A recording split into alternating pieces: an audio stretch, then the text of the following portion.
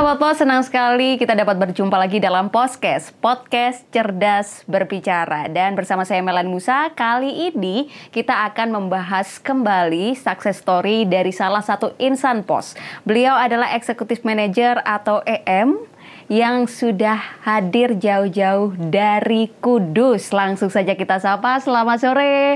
Pak Dhani Firmansyah, gimana kabarnya? Alhamdulillah baik. Luar biasa. Hari ini saya senang sekali karena bisa ketemu lagi dengan Pak Dhani, karena kita sempat bekerja sama ketika di Jawa Timur ya Pak? Betul.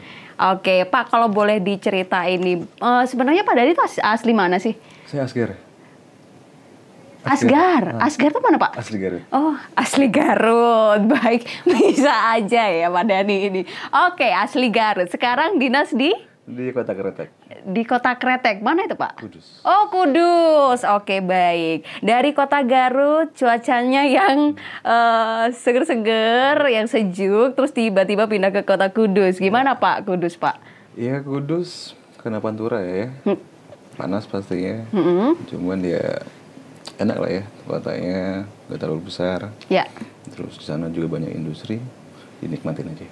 Oke, kalau boleh tahu nih Pak, mulai berkarir di pos sejak tahun berapa? Mulai berkarir dari 2011. Ya. Jadi saya itu lulusan dari, dulu namanya Poltek Pos ya. Ya. Kalau sekarang namanya Ulbi. Oh, lulusan Ulbi. Tahun berapa Pak? 2011 saya lulus. 2011. Dan alhamdulillah langsung masuk. Karena kalau untuk mahasiswa Ulbi atau Poltek dulu, kita memang ada tes khusus ya. Ya. Jadi untuk masuk jadi karyawan PT Pos Indonesia atau Posim, dan saingannya kan hanya mahasiswa Betul. Ulbi aja.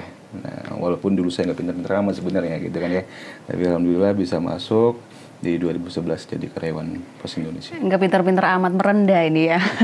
Oke, waktu itu kira-kira saingannya ada berapa? Saingannya dulu sampai 250-an lah ya. Ada 300 orang mungkin ada ya dulu. Dari 300 orang Bapak berhasil masuk ya? Ya, yang keambil 60 orang. Oke. Waktu itu berapa kali tes Pak?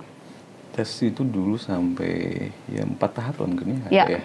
Terus kita juga ada pendidikan selama 6 bulan. Nah, kita digodok semua tentang produk knowledge-nya di pos seperti apa. Setelah siap baru kita penempatan. Oke, kalau berbicara penempatan pertama di mana waktu itu Pak? Penempatan pertama saya ada di Buntok. Buntok itu Kalimantan Tengah, betul ya Pak ya? Betul. Oke, di Buntok itu berapa lama waktu itu? Di Buntok saya selama 4 tahun di sana. 4 tahun, lumayan lama ya Pak ya? Gimana di sana Pak, di Buntok? Buntok kalau bagi kami ya, untuk pegawai awal yang baru masuk, tempat pertama itu jadiin tempat buat belajar. Oke. Belajar semua bagian. Jadi alhamdulillah selama 4 tahun itu saya hampir semua bagian saya keliling di situ. Jadi tahu semua bagian mulai dari awal sampai akhir gitu, bagian depan, bagian belakang semua itu kita pernah ngerasain di sana. Jadi setelah itu kita naik kelas itu kita udah paham dengan semua bagian gitu. Oke, kalau boleh tahu di Buntok posisinya sebagai apa Pak? Semua bagian, mulai dari dulu namanya manajer pelayanan, terus manajer UPL, terus manajer keuangan, manajer akuntansi, manajer operasi. Nah semua udah ditempatkan di situ. Jadi memang penempatan awal tujuannya untuk belajar semua bidang waktu itu Pak ya. Makanya agak lama, 4 tahun ya Pak. Oke, dari Buntok lalu penempatan kemana? Setelah itu pindah ke Tenggarong. Kutai Kartanegara. Betul, di Kalimantan Timur ya. Kalimantan Timur, saya selama 1 tahun setengah di sana. Oke, selama 1 tahun setengah menjabat sebagai? Di 3 bagian saya. 3 bagian. Pertama di pengawas umum atau di audit. Setelah itu pindah ke akuntansi. Setelah itu baru pindah lagi ke UPL lagi. Jabatannya samakah dengan yang di Buntok? Sama, sebagai manajer atau kalau sekarang namanya supervisor ya. Ya. Kalau di Buntok kan Bapak bilang belajar semua bagian. Tapi ketika pindah ke Kutai Kartanegara tadi, Bapak belajar lagi waktu itu. Apakah? Enggak. Cuman di bagian yang berbeda begitu? Bagian berbeda. Ya, cuman kan kelas kantornya beda ya. Ya. Nah, jadi setiap kantor itu kan beda-beda. Yang kelas 3 di Buntok treatment mungkin beda. Oke. Gitu kan ya. Terus setelah itu pindah ke Tenggarong yang kelas kantornya naik jadi kelas 2, mungkin bebannya agak berat. Ya. Jadi yang sebelumnya gitu kan ya. Nah, tapi makanya di Buntok itu di kelas 3 itu kenapa kita harus bisa semua bagian. Dalam artian kalau kita naik kelas, basicnya sudah ada. Ya, nah, jadi kita tinggal menyesuaikan dengan bebannya nanti di tempat yang baru. Oke, setelah dari Kutai Kartanegara tadi, dari Tenggarong, lalu pindah kemana lagi? Dari Tenggarong itu pindah ke Kediri. Oke, sebentar. Dari Kalimantan pindah ke Kediri. Oke, saya mau tanya dulu sebelum kita beralih ke Kediri. Tantangannya di Kalimantan apa ya, Pak? Kalimantan mungkin karena saya orang Sunda ya. Orang Sunda, terus ke Kalimantan beda suku dalam artian gitu kan ya, karakter orang juga masyarakat juga beda-beda, tapi ya namanya kita masih sama Indonesia gitu kan ya, harus bisa menyesuaikan dengan keadaan sekitar kita gitu kan ya. Jadi walaupun kita beda-beda suku, beda apa gitu kan ya, nah kita harus bisa menjalani, harus bisa menyesuaikan diri. Oke. Gitu. Berarti dari awal Bapak ingin berkarir di pos, berarti Bapak sudah siap dong akan ditempatkan di seluruh Indonesia sebenarnya. Karena kita kan disumpah siap ditempatkan di seluruh Indonesia. Oke, berarti dari Kalimantan kita beralih ke Kediri nih Pak. Betul, nah, ke Kediri itu berapa lama? Di Kediri saya 3 tahun. Dan 3 tahun. Di sana, ya? Iya, betul sekali. Waktu itu kita satu proyek ya Pak ya. Oke. Lalu Pak di Kediri sebagai apa? Dulu saya di Kediri di manajer penjualan jasa keuangan. Penjualan jasa keuangan, oke. Kalau sekarang namanya supervisor penjualan jasa keuangan. Atau sekarang dirangkap atau digabungkan di penjualan retail gitu kan ya. Oke. Nah itu. Oke, di Kediri kita sempat satu proyek yang membuat Bapak ini juara 1 nasional, betul ya Pak? Betul. Boleh di-spill Pak, proyeknya apa waktu itu? Berkat bantuan Anda juga. Oke, terima kasih. Bareng di sana gitu kan ya. Iya. Jadi dulu kita ada program untuk Noah Postpay ya. Ya. Nah, Noah Postpay kita bareng-bareng. Noah itu apa Pak? Mungkin sahabat pos juga ada yang belum tahu nih. Number of account. Oke, number of account. Gitu, ya. Sunda banget ya ngomongnya number of account. Number of account ya. Sahabat pos. Oke. Lalu? Nah, terus ya kita bareng-bareng kan ya dulu di Kediri jalan. Sampai dulu kita dapat di 40.000 Noah 40.000 downloader Postpay ya Pak? Betul, dan kita menempati nomor 1 nasional. Ya, dan itu kalau nggak salah racing pertama ya Pak ya, untuk mencari sebanyak-banyaknya Noah ya Pak ya? Oke, dan Pak Dhani dari Kediri waktu itu jadi masih jadi SPV ya Pak ya? Masih jadi SPV, akhirnya berhasil menjadi juara 1 nasional perolehan 40.000 downloader Postpay. Kalau boleh tahu Pak, gimana caranya bisa dapat 40.000 itu? Kan kita bareng-bareng dulu ya. Iya sih, betul. Jadi kalau kita mau ceritakan ya dulu kita kerjasama dengan para SPG. Ya. Nah, jadi kita bentuk di Kediri itu sampai ada 60 SPG. 60 SPG. Oke. Gitu kan, ya. Dan salah satunya juga dipegang sama Anda juga gitu kan. Betul. Ya. Nah, jadi kita bareng-bareng sampai kita pun diminta oleh regional dulu ya. Diminta oleh regional untuk membentuk tim SPG di semua kantor yang ada di regional 5 sampai ke Bali dulu kita membentuk tim. Jadi alhamdulillah dulu di regional 5 selain beberapa kantor yang jadi nomor 1 di Kediri, secara regional pun kita nomor 1. Betul sekali. Jadi kalau boleh flashback ke belakang sebenarnya ya Pak ya, karena Pak Dhani ini berhasil memperoleh 40.000 downloader, jadi Pak Dhani ini ditugaskan lah ya bersama dengan tim-timnya, termasuk kita berkolaborasi waktu itu ya, diperintahkan untuk membuat tim di seluruh regional 5 ya Pak. Betul. Jadi kita dulu sempat sampai jalan-jalan ke Bali ya Pak, memberi arahan-arahan untuk teman-teman di kantor pos Bali. Betul. Gitu, dan sampai akhirnya kita karena kita solid, kita juga menjadi juara 1 nasional untuk tingkat regional ya Pak ya. Oke, tepuk tangan dulu untuk Pak Dhani, luar biasa sekali. Lalu di Kediri berapa lama Pak? Di Kediri 3 tahun. 3 tahun, lalu pindah ke Lumajang. Ke Lumajang, oke, nggak jauh-jauh ya. Nah, di Lumajang itu menjabat sebagai apa? Di Lumajang saya di Executive Manager. Oh, naik ya Pak ya? Naik, Berkat alhamdulillah. Noah Postpay. Berkat Anda juga. Oke, luar biasa. Karena Sepertinya kita dibantu tim yang gitu solid kan ya, ya. Pak. Luar biasa sekali. Oke, pindah ke Lumajang, mendapatkan promosi jabatan waktu itu ya, Pak ya. Mendapatkan promosi jabatan. Setelah itu dengar-dengar nih, Pak ya, seminggu Bapak bertugas sebagai EM di Lumajang, langsung gunung meletus ya Pak, kalau nggak salah Gunung Semeru ya. Betul. Itu gimana Pak pengalamannya? Baru seminggu jadi EM, udah apa ya istilahnya kayak di ospek untuk ada bencana gunung meletus gitu. Yang itu adalah di wilayah kerja Bapak. Betul. Jadi memang baru seminggu saya di sana Gunung Semeru. Walaupun sebenarnya Gunung Semeru itu kan rutin ya. Iya. Ya, cuman di tahun itu pas saya penempatan di situ. Kebetulan rezeki Bapak gitu ya. Rezeki saya dapat yang memang agak besar ya. Iya. Dalam artian terus walaupun itu bencana sebenarnya, cuman kalau buat saya alhamdulillah jadi juga rezeki. Rezeki dalam bentuk apa Pak? Karena saya selama di Lumajang saya bisa ngirim pasir dalam diri. Oh. Ya, jadi saya dapat proyek di Lumajang itu untuk kiriman pasir Semeru. Oke.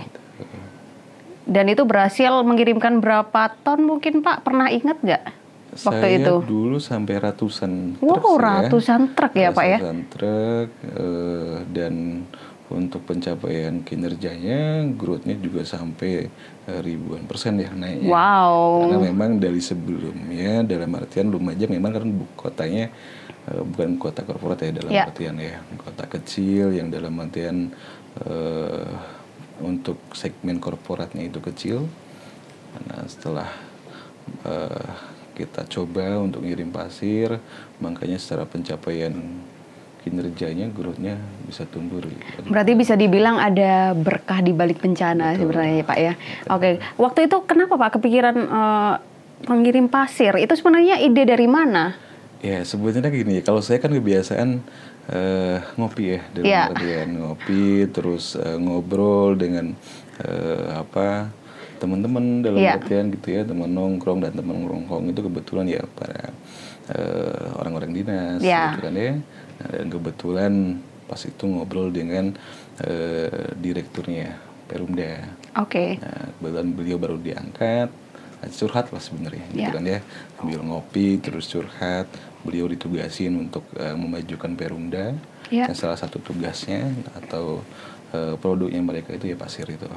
Nah, jadi dulu itu beliau ditugaskan untuk mengelola stockpile terpadu untuk pasir itu. Nah, dari situlah ketemu potensi itu. Oke. Dan gitu kita lanjut ke kerjasama, MOU, dan alhamdulillah bisa jalan. Oke, tapi memang sebelumnya sudah kenal Pak dengan mitra itu? Ya kenalnya dari ngopi-ngopi sih. Oke, berarti salah satu success story-nya adalah jangan lupa ngopi gitu Pak ya, dan juga perbanyak networking tentunya ya supaya banyak menggali potensi-potensi. Oke, terus setelah itu? Nah, setelah itu saya cuma setahun 2 bulan ya di Lumajang itu. Setahun 2 bulan terus dipindah ke Blitar. Ke Blitar. Betul, dipindah ke Blitar sebagai IM juga. Sebagai IM juga. Saya di sana 1,5 tahun. 1,5 tahun. 1,5 tahun. Kalau di Blitar waktu itu apa Pak yang ini? Nah kalau di Blitar, yang paling menarik kita di Blitar? lebih mengunggulkan di retailnya. Retail, oke. Jadi kita kerjasama dengan PMI. Ya. PMI karena kan Blitar itu salah satu penyumbang PMI terbesar juga di Indonesia. Ya. Jadi para PMI ini ada juga yang jualan di sana. Ya. Sambil jualan, gitu, sambil kerja sambil jualan gitu kan ya. Nah kita fasilitasi di situ. Apa yang dibutuhkan oleh para PMI kita coba sediakan dan kita kirim ke sana. Nah, jadi di Blitar itu saya mengunggulkannya di kiriman luar negeri di segmen retail. Gitu. Kirimannya berupa? Banyak, ada yang berupa rokok atau sembako gitu kan ya. Kebutuhan-kebutuhan para PMI yang mungkin kangen dengan kebutuhannya yang ada di Indonesia, di sana nggak ada gitu kan ya. Kayak rokok-rokok mungkin rokoknya sana beda dengan yang dengan yang di Indonesia gitu kan ya. Makanya kebanyakan sih di rokok ya. Ya. Rokok coba kita belanjakan di Blitar, habis dibelanjakan kita kirim ke sana. Oke, lalu waktu itu pendekatannya seperti apa, Pak? Pendekatannya memang kita coba ya ke ke BP3MI gitu kan ya. Kita ketemu dengan para koordinatornya gitu kan ya. Nah, kita kembali lagi ngopi lagi gitu kan ya. Ngopi ya, oke. Jadi memang kalau saya pendekatan ke mitra itu lebih ke informal ya. Nah, jadi lebih banyak di luaran gitu kan ya, daripada di kantor gitu ya, kita ngobrol ini itu suara formal. Saya lebih seneng ke informal. Sambil ngerokok, sambil cerita ini itu. Kita coba gali potensi yang didapat nantinya seperti apa. Oke, mungkin bisa diceritain ke sahabat Pota, kopinya kira-kira merek apa Pak supaya project berhasil tuh, ada nggak Pak? Kopinya yang penting saya hitam sih. Oh, yang penting kopi hitam. Oke. Oke, berarti di Blitar itu yang yang membuat growth-nya naik adalah di retail untuk kiriman untuk PMI ya Pak ya? Betul. Oke, di Blitar sekitar berapa lama Pak? 1 tahun setengah. 1 tahun setengah. Lalu setelah dari Blitar pindah ke Kudus. Ke Kudus yang sekarang. Di Kudus sudah berapa lama? Baru 3 bulan. Oh, masih fresh ya. 3 bulan. 3 bulan sudah memahami Kudus. Apa aja Pak yang ada di sana kira-kira yang bisa mendongkrak growth? Oke, sebelum ke sana mungkin yang saya pahamin pertama saya datang semua segmen bisnisnya merah semua. Oke, merah itu dalam artian apa Pak? Kinerjanya lagi baik-baik aja. Oke. Gitu kan ya. Jadi mulai dari jasa keuangan itu minusnya 2 digit. Ya. Terus di korporat juga sama 2 digit, di retail juga sama 2 digit. Nah, dengan VR-nya memang berat di sana. Tapi alhamdulillah selama 3 bulan ini udah kita kurangin minusnya. Ya mudah-mudahan dalam waktu dekat kita bisa menghijaukan gitu kan ya, bisa growth dibandingkan dengan pendapatan tahun lalu ya. Oke, selama 3 bulan ini apa yang sudah Bapak lakukan untuk menaikkan growth yang merah tadi? Oke, kalau saya lebih fokus di Kudus ini ke logistik ya, ke korporat gitu kan ya. Karena Kudus ini salah satu kota industri juga dalam artian gitu kan ya, di sana ada beberapa pabrik rokok gitu kan ya. Terus ada percetakan yang besar juga, ada PT Pura. Nah, itu yang coba kita win back kembali. Karena sebelumnya untuk PT Pura kalau dulu itu 1 tahun untuk KC Kudus itu bisa menjumpakan pendapatan hampir 20 M. Wow, 20 M Pak ya? Hampir 20 M. Nah, sekarang di tahun terakhir itu hanya 2 M pendapatannya. Dan itu PR saya buat bisa ngembaliin lagi kejayaannya KC Kudus dulu gitu kan ya, dari segmen korporatnya bisa sampai 2 digit. Jadi ada memang beberapa mitra yang hilang ya Pak ya kalau di Kudus itu. Dan ini membuat Bapak tertantang nih untuk mengembalikan lagi mitra untuk menggunakan layanan pos. Betul ya Pak ya? Kalau kita mundur ke belakang lagi ya Pak ya. Ketika Bapak ditunjuk sebagai EM, gimana perasaannya waktu itu? Ya perasaannya campur aduk sih ya sebenarnya. Kan ya. Ya alhamdulillah juga udah dipercaya gitu ya, dimanahin. Berarti dalam artian apa yang kita kerjakan selama ini gitu kan ya, ada hasilnya gitu kan ya. Mungkin ada ini nggak Pak kiat-kiat khusus untuk teman-teman yang mungkin sekarang menjadi EM gitu ya, mungkin ada tips-tips untuk supaya bisa menaikkan growth di daerah wilayah kerja masing-masing gitu sekarang, mungkin ada tipsnya gitu. Kalau tipsnya sih ya yang pertama tetap semangat ya dalam artian terus ya tetap jaga lah ya budaya kita ya di akhlak, mau apapun gimana pun ya itu pegangan kita dalam artian untuk bekerja. Jadi mengalir aja, jangan takut apapun, jalanin aja, paling itu. Kalau harapan Bapak sendiri untuk perusahaan apa? Ya perusahaan saya berharap sih masih kedepannya ya terus kan sekarang udah berpindah ya dalam artian ya, kalau dulu kita ke produk centric gitu kan ya, sekarang ke customer centric gitu kan ya. Jadi kedepannya mudah-mudahan perusahaan ini bisa lebih memahami lagi kebutuhannya masyarakat kita. Oke, baik, terima kasih sekali Pak Dhani ya sudah sharing-sharing sama sahabat pos semua, kiat-kiat sukses menjalani tugas di Pos Indonesia sampai bisa menaikkan growth yang sedemikian banyak juga, dan juga sudah sharing-sharing pengalaman untuk sahabat Pos pada sore hari ini. Sekali lagi terima kasih Sama-sama. Pak Dhani atas kehadirannya di Podcast. Kami doakan Bapak sehat selalu. Amin. Dan tentunya untuk karirnya bisa semakin melejit lagi. Baik sahabat Pos, itulah tadi sharing-sharing untuk success story dari Bapak Dhani, Executive Manager KC Kudus yang sudah kita dengarkan bersama. Semoga apa yang tadi sudah di-share oleh Pak Dhani boleh menginspirasi kita semua. Dan akhir kata, saya Melanie Musa pamit undur diri. Sampai jumpa di podcast episode selanjutnya. Pak. Oke.